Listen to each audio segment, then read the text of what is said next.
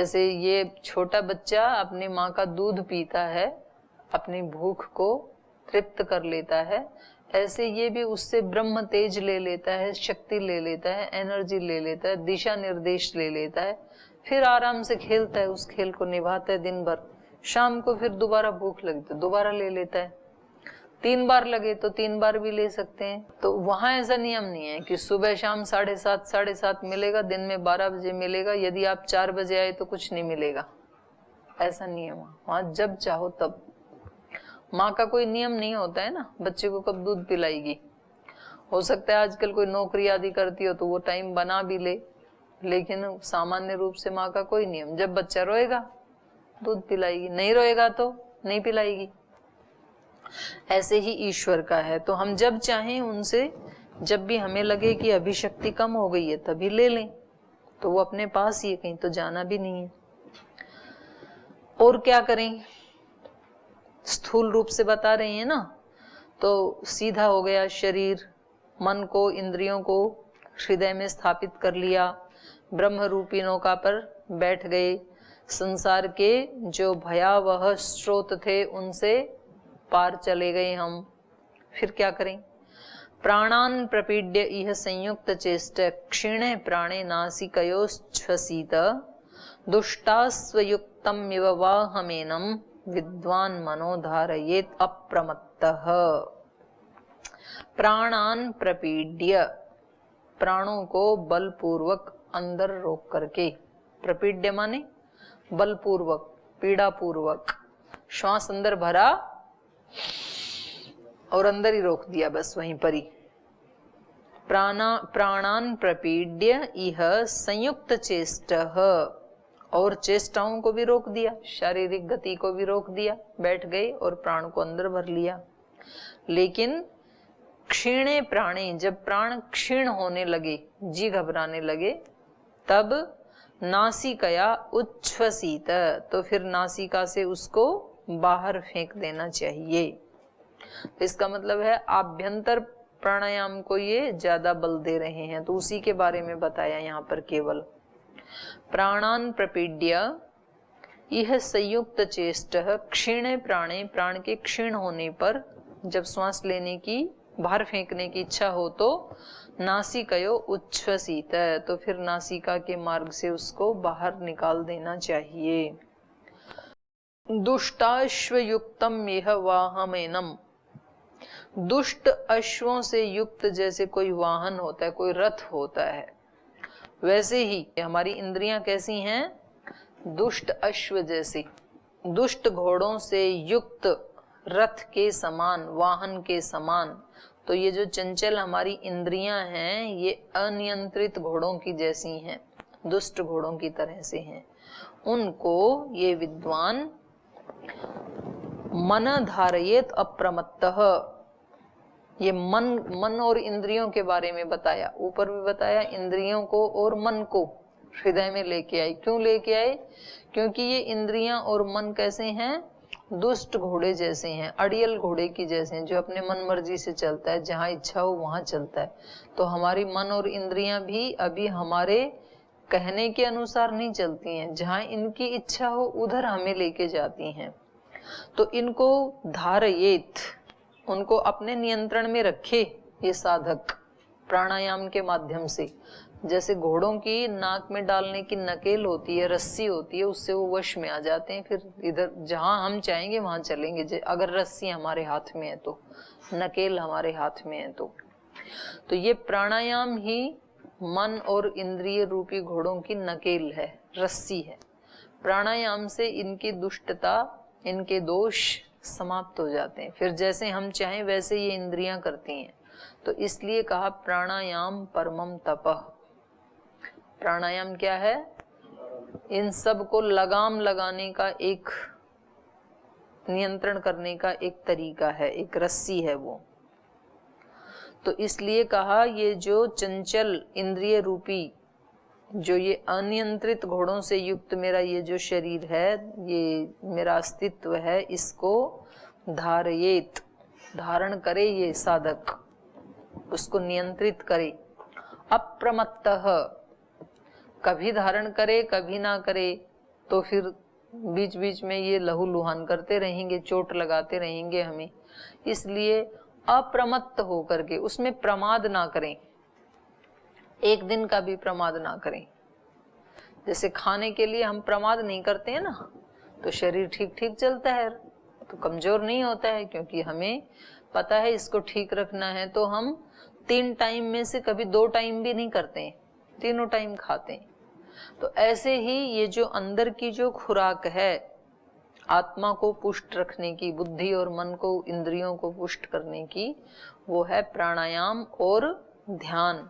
तो उसमें अप्रमत्तः, प्रमाद ना करें। ऐसे ना सोचें कि चलो आज तो टाइम नहीं है, आज तो दूसरे कामों में हमारा सारा समय बीत गया, तो अब ऐसा करते हैं अब तो खाना खा के सो जाते हैं। तो आपको यदि टाइम कम है और कुछ छोड़ना ही है तो खाने को भले ही छोड़ दें, क्योंकि उससे आपका स्थूल शरीर थोड़ा सा क्षीण होगा।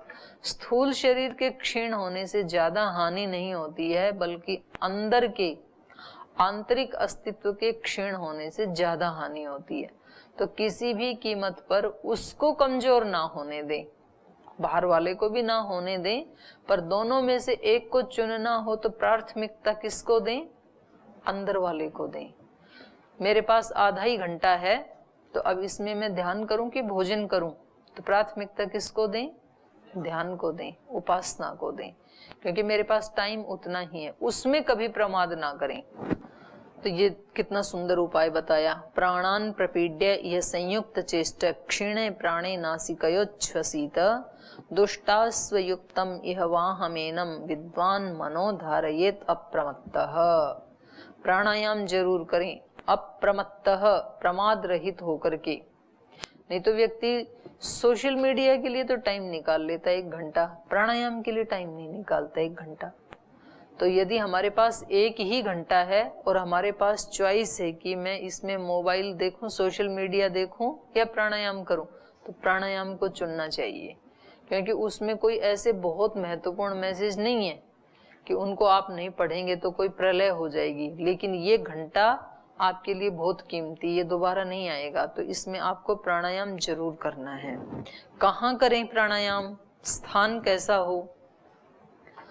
तो कहा समय शुचौ शर्करा वन्हि बालुका विवर्जिते शब्द जलाश्रय आदि भी मनोनुकूले न तो चक्षु पीड़ने गुहा निवाता आश्रयणे प्रयोजयेत। समय शुचौ, स्थान कैसा हो? सम हो, ऊंचा नीचा ना हो, और शुचौ, स्वच्छ हो, साफ सुथरा हो। ध्यान के लिए बैठे हैं, चारों तरफ कूड़ा करकट पड़ा है, अपने कमरे में बैठे हैं और अपने कमरे में कहीं गीले चप्पलों से चले गए, पैरों से चले गए, उसके निशान पड़े हैं। उधर बाथरूम आपके गीला पड़ा है, उसको साफ किया नहीं, कपड़े भीगे पड़े हैं, उधर कंघी करी थी तो बाल बिखरे पड़े हैं, तो उधर पुस्तकें बिखरी पड़ी हैं। ये तो आपका बता रही हूँ। और जो घरों में रहते हैं उनके कहीं बच्चों के कपड़े पड़े हैं, कहीं टॉवल भीगा पड़ा है, कहीं बर्तन पड़े हैं, कहीं टीवी का वो रिमोट पड़ा है, कहीं एसी का रिमोट पड़ा हुआ है, कहीं बच्चे ने दूध पिया था उसके बर्तन पड़े हैं, अभी सफाई भी नहीं की और फिर बैठ गए। ध्यान का टाइम हो गया, ध्यान करना जरूरी है, दीदी ने बोला था, ये सब पड़े रहने दो। तो ध्यान लगेगा नहीं, ये भी काम होगा नहीं। तो ध्यान की तैयारी तो करो पहले। तो स्थान कैसा होना चाहिए? शुचौ, समय शुचौ, स्थान पवित्र होना चाहिए और एक जैसा होना चाहिए, लेवल होना चाहिए, समतल होना चाहिए। चाहे आप जमीन पे बैठें, चाहे आसन पे बैठें, फट्टे पे बैठें, किसी पे भी बैठें, लेकिन वो समतल होना चाहिए। जैसे आप ये गद्दे पे बैठते तो आप बोले कि नीचे चला जाता है, तो उस पे नहीं बैठना फिर, क्योंकि वो समतल नहीं रहा ना, फिर वो नीचे जा रहा है, तो उसमें फिर ज्यादा स्थिति बनती नहीं है फिर। तो गद्दा भी लें तो ऐसा लें टाइट सा जो सम रहे, या फट्टा लें, उस पे एक पतला आसन बिछा लें, या जमीन पे बिछा लें, या अपने तख्त पे बिछा लें, लेकिन स्थान सम होना चाहिए। शुचौ, शुद्ध होना चाहिए। शर्करा वन्हि बालू का विवर्जिते, शर्करा मतलब कंकर, छोटे छोटे कंकर होते हैं, उसको शर्करा कहते हैं। तो कहीं कंकर पड़े हैं, कहीं वहनी अग्नि जल रही है, बालू का धूल उड़ उड़ करके आ रही है, ये नहीं होने चाहिए उस स्थान पे। कंकड़ पत्थर ना हो, धूल ना उड़ रही हो, अग्नि की लपटें बार बार आके डिस्टर्ब ना करें, तेज अग्नि ना जल रही हो, इनसे विवर्जित। और शब्द जल आश्रय आदि भी ही मनोनुकूले, और थोड़ा ऐसा शब्द आ रहा हो, जैसे मान लो कहीं नदी के किनारे बैठे हैं तो वो उसके कल कल की ध्वनि आ रही है, शब्द के जल के गिरने से जो शब्द उत्पन्न हो रहा है, या कहीं ऐसे एकांत जंगल में बैठे पक्षियों का स्वर आ रहा है जो मन के अनुकूल है, या कहीं वायु ऐसे चल रही है कि थोड़ा सा उनकी वृक्षों की आवाज आ रही है, जो मन को अच्छा लगे, मन को बुरा ना लगे, मतलब मन इरिटेट ना हो। या कभी कोई ऐसा म्यूजिक लगा लेते हैं, वीणा का स्वर आ रहा है, कहीं बांसुरी का स्वर आ रहा है, ऐसा सॉफ्ट म्यूजिक, मेडिटेशन म्यूजिक बोलते हैं उसको। तो वो हो तो उससे मन सहज ही एकाग्र होता है, फिर इधर उधर जाता नहीं है मन। तो मन के अनुकूल होना चाहिए। शब्द जलाश्रय आदि भी, जलाश्रय और आदि, आदि कहने से कोई भी शब्द लिया जा सकता है। कैसा शब्द? मनोनुकूल, मन के अनुकूल होना चाहिए लेकिन वो। और न तो चक्षु पीड़ने, और प्रकाश इतना हो कि वो आंखों को पीड़ा ना दे। तो जैसे ध्यान करते हैं तो रोशनी मध्यम, वो डिम कर दी जाती है ना, थोड़ा सा तो जला दिया कि कोई उठ ना पड़े किसी को, तो वो गिर ही ना जाए, और घोर अंधेरा भी ना हो, तो हल्का सा प्रकाश, लाइटें मध्यम कर दी वो कर दी जाती हैं, डिम कर दी जाती हैं। न तो चक्षु पीड़ने, चक्षु को पीड़ा देने वाला ना हो प्रकाश। गुहा निवात आश्रयणे प्रयोजयेत, तो या तो किसी गुहा में बैठे तो वहां प्रकाश जाएगा ही नहीं इतना तेज जो आंखों को चुभे, या तो कमरे में भी बैठे तो कमरे को ही गुफा मान लें, यही गुफा है, तो प्रकाश को थोड़ा सा धीमा कर दें। और निवात आश्रयणे, वायु भी बहुत ज्यादा नहीं चल रही हो कि थफेड़े लग रहे हो, आंधी चल रही हो, इधर से हवा आ रही है, उड़ा रही है, उधर से आ रही है, तो निवात स्थान हो। मैंने देखा एक दिन मैंने दीपक जलाया, उसके वो एक ग्लास आता है ऐसा, उसके चारों तरफ ग्लास रख देते हैं, ऊपर ढक्कन रख देते हैं, और उसके बाद पंखा चल रहा था धीरे धीरे, तो वो उसको बुझा नहीं रहा था पंखा, क्योंकि वो तो सिक्योर है ना चारों तरफ से शीशा। तो इससे पता लगता है जब हमें भगवान के साथ ऐसे, वो दीपक ऐसे ही जल रहा था, उसकी सीधी लो, क्योंकि उसको वात नहीं लग रही, तो वात के बीच में होते हुए भी वो निर्वात जैसे हो गया, क्योंकि उसने अपना प्रोटेक्शन कर लिया ग्लास से। तो ऐसे साधक संसार में रहते हुए भी संसार से अपने आप को प्रोटेक्ट कर सकता है, अगर इस तरह का अपने चारों तरफ कोई ऐसा इंतजाम कर ले, कोई ऐसा स्थान बना ले अपना।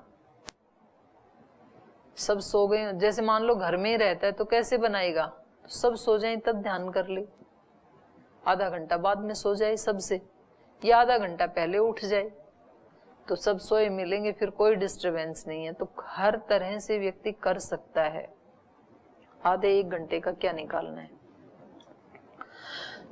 तो यहाँ कहा गया तो गुहा में या तो निवात आश्रयणे, जहां ज्यादा वात ना चल रही हो, निवात निर्गता वात यस्मात् स्थानात्, गुफा में या आंधी से या तेज हवा से शून्य स्थान में प्रयोजयेत, प्राणायाम का प्रयोग करें। तो प्राणायाम कैसे स्थान पे करें वो बता दिया, ऐसे स्थान पे करें।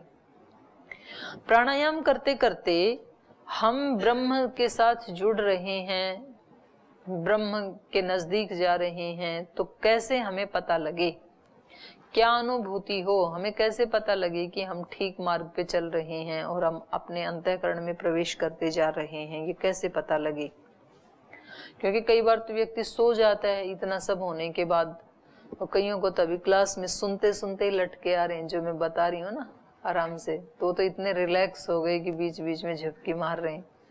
और जब वो खुद करेंगे तो आराम से सो जाएंगे। फिर आधे घंटे के बाद बोलेंगे, बोले क्या हुआ? कुछ भी, बस पता नहीं, पर बहुत अच्छी स्थिति थी। बहुत अच्छी तो होगी जब सोएंगे तो बहुत अच्छी होगी। तो बोले कुछ पता नहीं क्या हुआ। तो ये स्थिति तो नींद की होती है जिसमें कुछ पता नहीं होता है, नहीं तो ज्ञान रहता है, जागते रहें तब तक तो इसलिए ये बता रहे हैं कि कैसे पता लगे कि हम सो रहे थे कि ध्यान कर रहे थे। प्राणायाम के साथ साथ हम अपने अंतःकरण में प्रवेश कर रहे थे, हृदय में प्रवेश कर रहे थे या सो रहे थे, कैसे पता लगे, कौन से लक्षण हैं? तो ये मंत्र में बताया, निहार धूमा अर्क अनिल अनलानाम खद्योत विद्युत स्फटिक शशीनाम एतानि रूपाणि पुरस्सराणि ब्रह्मण्य अभिव्यक्ति कराणी योगे। निहार, कभी कभी तो जब आप अंदर ध्यान लगाएंगे तो आपको कुहासा सा दिखाई देगा, कोहरा जैसा, जैसे सर्दियों में कोहरा होता है ना, ऐसा ऐसा दिखेगा। या तो धूम, कभी धूम जैसे दिखाई देता है। या तो अर्क, सूर्य, कभी ऐसे भी साधक को अनुभव होता है कि जैसे सुबह प्रातःकालीन जो सूर्योदय होता है ऐसा उसको प्रकाश की अनुभूति होती है। अर्क, अनिल, अग्नि, अग्नि जैसी चमक कभी वो लगती है।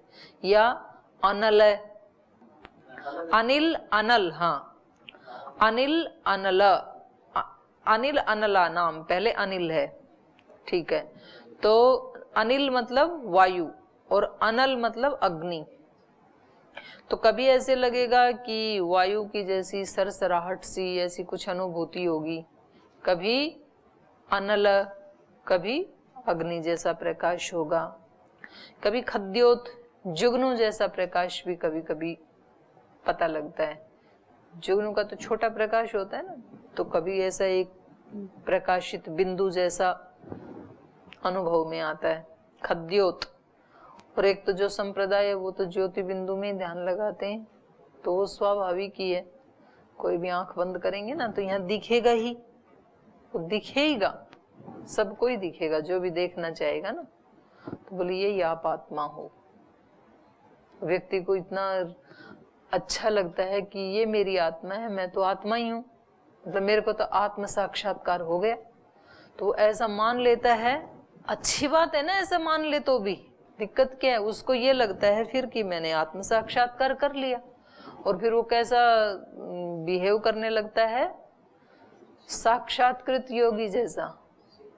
ये अलग बात है कि वो भ्रम में तो है, लेकिन भ्रम में होता हुआ भी काम ठीक करता है, पवित्रता से रहेगा, अच्छा खाना खाएगा, अपने आप को बुरा नहीं मानेगा। नहीं तो व्यक्ति अपने आप को हमेशा पापी मानता रहता है और उसमें नीचे जाता रहता है, मेरे से तो कुछ नहीं हो पाएगा, मैं तो बिल्कुल, मेरी किस्मत ही फूटी हुई है, मेरी किस्मत ही माड़ी है, हमारे पास तो कुछ भी नहीं है।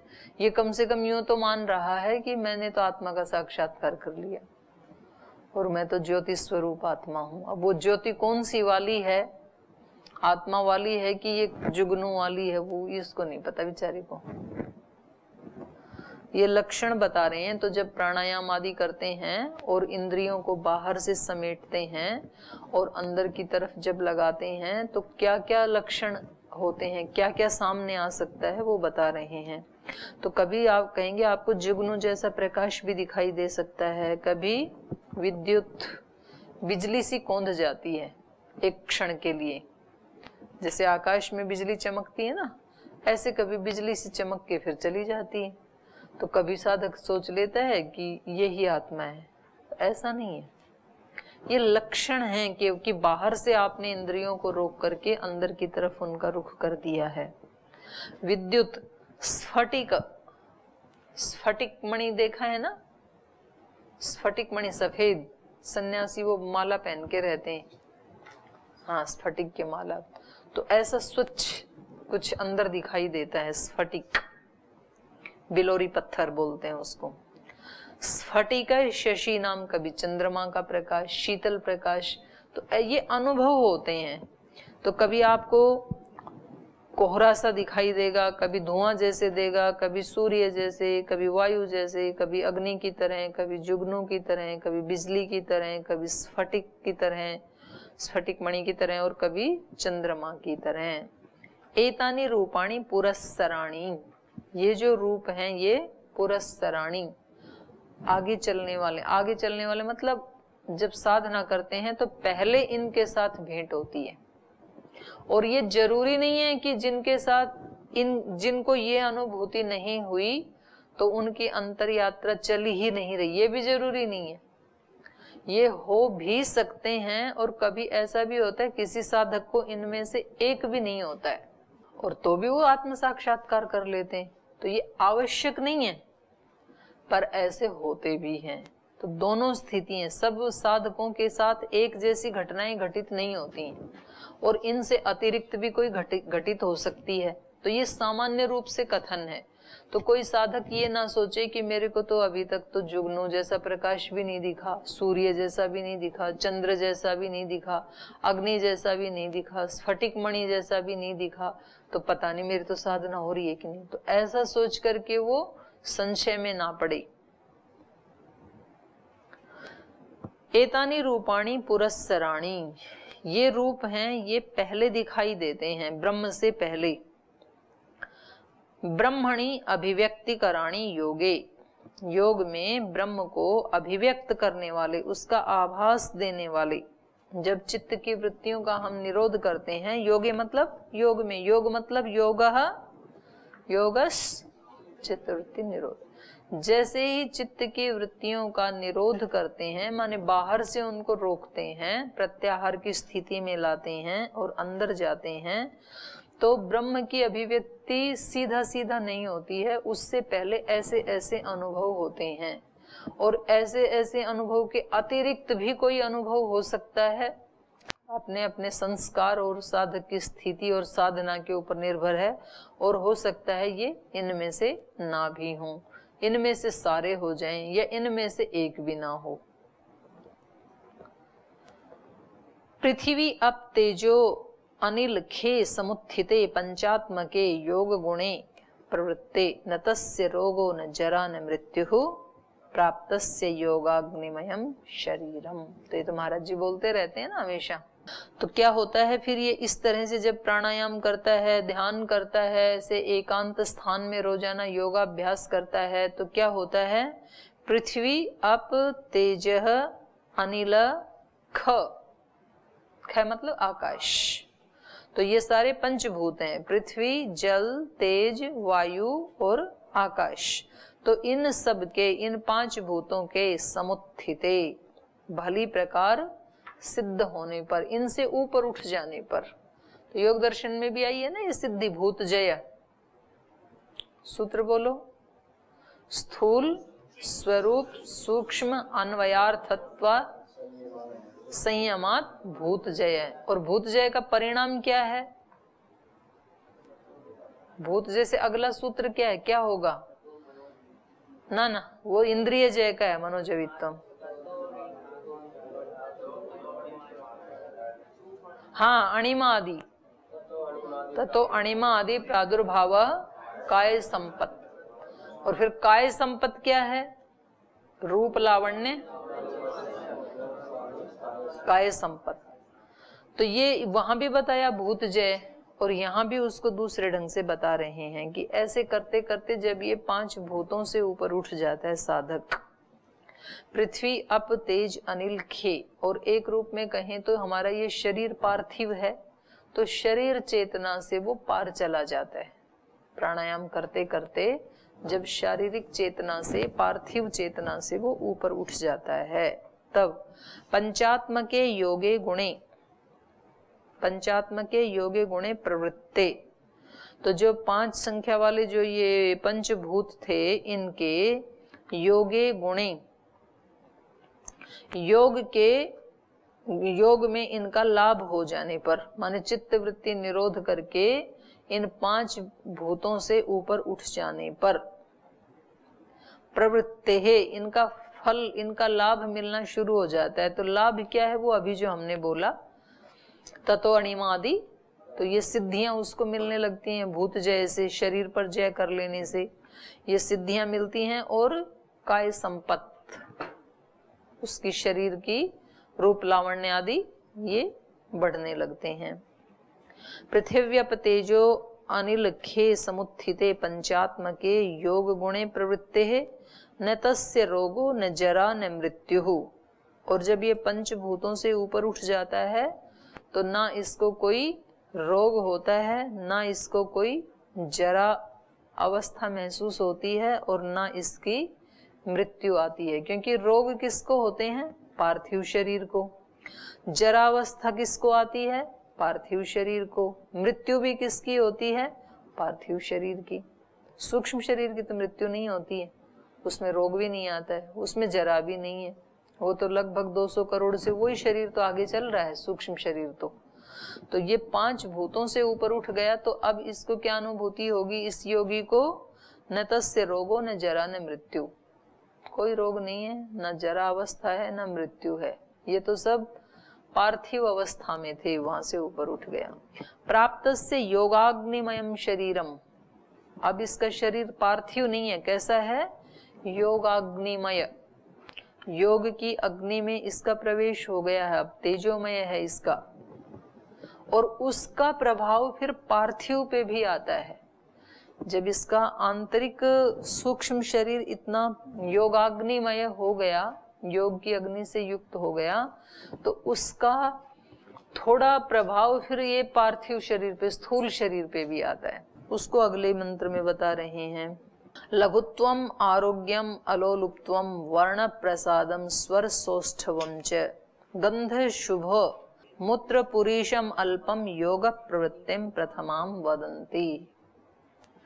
उसी के ही ये कुछ लक्षण दिखाई देते हैं। शरीर में लघुता आ जाती है, स्थूलता नहीं रहती है, चुस्त दुरुस्त रहता है। जो योग करेगा, प्राणायाम करेगा, ध्यान करेगा, उसका शरीर स्थूल नहीं होगा, लघुता आएगी उसमें।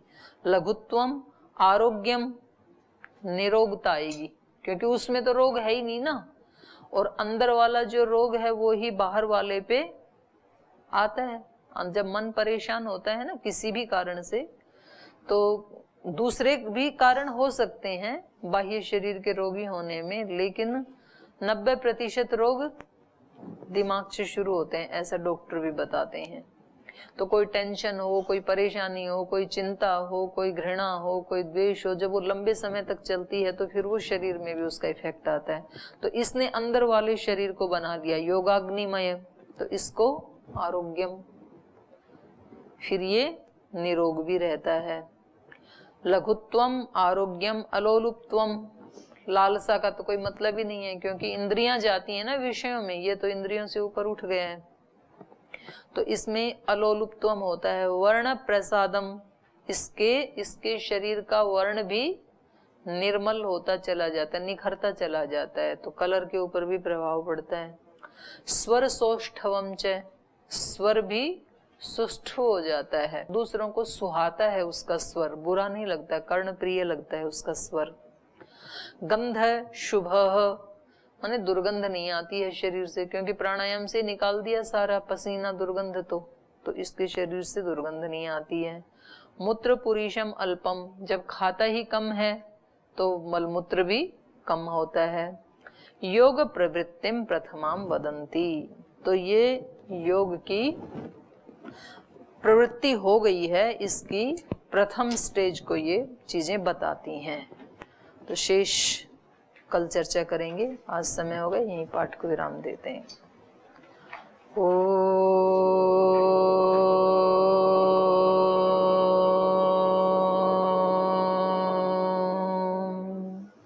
शांति शांति शांति। श्री गुरुभ्यो नमः।